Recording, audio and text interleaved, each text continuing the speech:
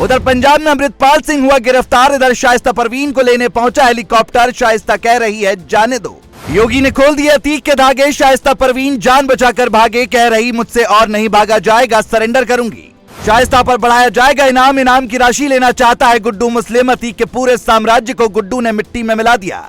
इधर जैसे ही आधी रात को योगी आदित्यनाथ ने अतीक अहमद के मामले में बड़ा आदेश दिया, उधर उत्तर प्रदेश पुलिस अतीक अहमद की भगोड़ा पत्नी के ऊपर इनाम बढ़ाने की तैयारी में जुट गई। क्योंकि अब योगी आदित्यनाथ यही चाहते हैं कि बात आर पार तक पहुंच जाए। ऐसा इसलिए क्योंकि शाइस्ता परवीन लगातार पुलिस को चकमा देकर फरार होने में कामयाब रही है। लेकिन इस बार जब उसके ही अपने ने उसे धोखा दे दिया तो शाइस्ता परवीन भी बुरी तरह से टूट गई और कहने लगी कि अब मैं दौड़ दौड़ कर थक गई हूँ, मैं सरेंडर करने के लिए तैयार हूँ, क्योंकि उससे अब और नहीं भागा जा रहा है। इससे पहले खबर आ रही थी कि वो कौशाम्बी जिले में अलग अलग जगहों पर छुप रही है। उसके भेष बदलने की खबरें भी सामने आई थी। इतना ही नहीं, दावा किया जा रहा था कि शाइस्ता परवीन दुबई जाना चाहती है ताकि किसी भी तरह से उसकी जान बच जाए। लेकिन दुबई जाने के लिए उसे नेपाल के रास्ते से निकलना होगा, पर वहाँ पर तो सुरक्षा पहले ही सरकार ने चाक चौबंद कर दी है और हर संदिग्ध औरत की जांच भी हो रही है। यानी शाइस्ता परवीन के लिए देश छोड़कर भागना नामुमकिन हो जाएगा।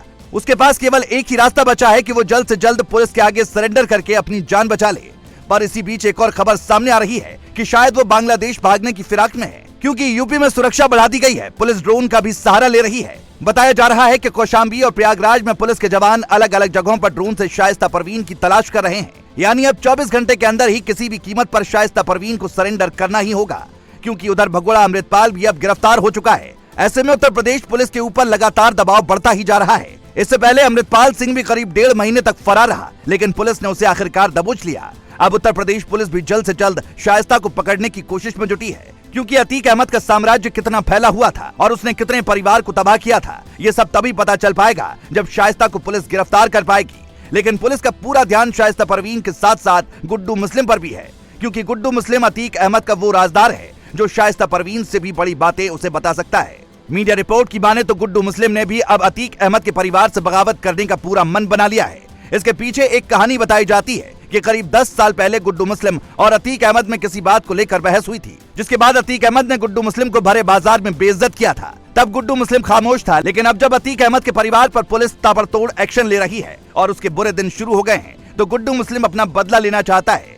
खबरों की माने तो असद अहमद का पता भी गुड्डू मुस्लिम ने ही पुलिस को दिया था। यानी अतीक का बेटा असद गुड्डू की वजह से ही मारा गया।